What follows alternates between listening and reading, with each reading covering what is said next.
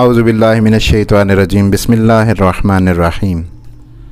हज़रत इमाम अली रज़ा अलैहिस्सलाम से रिवायत है, फरमाते हैं कि अस्मा अल्लाहुल हुस्ना 99 हैं। जो शख्स खुदा को इन अस्माए मुक़द्दसा के साथ पढ़े उसकी दुआ कबूल होगी, और जो शख्स इन अस्मा का शुमार और विर्द करता रहे दाखिले बहिश्त होगा।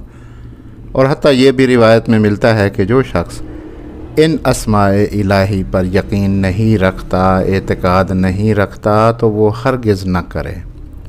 यानी यकीन और एतकाद इन अस्माए आज़म पर बहुत ज़रूरी है और शर्त है। आज के इस अमल में दो इस्म आज़म का तज़किरा करेंगे। एक इस्म आज़म अल्लाह है और दूसरा अल अज़ीज़ है। सबसे पहले अल्लाह इस्म आज़म को बयान करते हैं।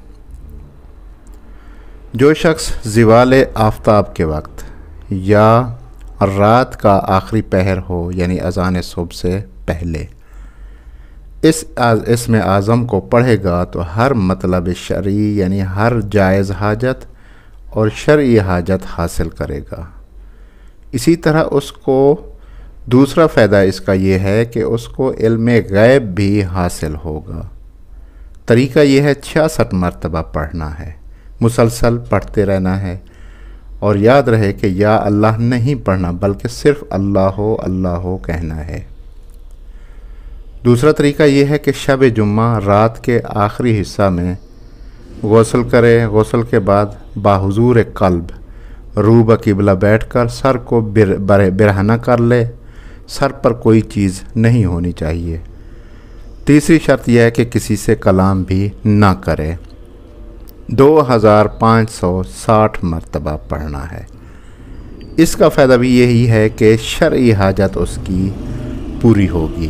उसकी हर दुआ जो जायज़ होगी वो खुदावंद मुताल कबूल फरमाएगा। सैयद बहरुल उलूम की तरफ से आज़मूदा और मुजर्रब है और ताकीद भी करते हैं, फरमाते हैं कि जो बंदा भी इस इस्म आज़म को इस तरह पढ़ेगा वो गैबी उलूम का मालिक हो जाएगा। शराइत वही हैं जो बताई गई हैं। दूसरा इस्म आज़म अल अज़ीज़ है। अल अज़ीज़ को यौमिया नमाज़ों की ताक़ीबात में यानी पंजगाना नमाज़ों की ताक़ीबात में हर नमाज के बाद 94 मरतबा पढ़ना है। तो इससे भी असरार और उलूम गैबिया पर वो शख्स मुत्तले होगा। और फरमाते हैं कि जो शख्स 40 रोज़ तक रोज़ाना 40 मरतबा पढ़ता रहे हरगिज़ किसी का मोहताज नहीं होगा। खुदावंद मुताल अब हम सब की मुश्किलात में आसानियाँ पैदा फरमाए। अल्लाहुम्मा सल्ली अला मुहम्मद व आलि मुहम्मद व अज्जिल फ़रज।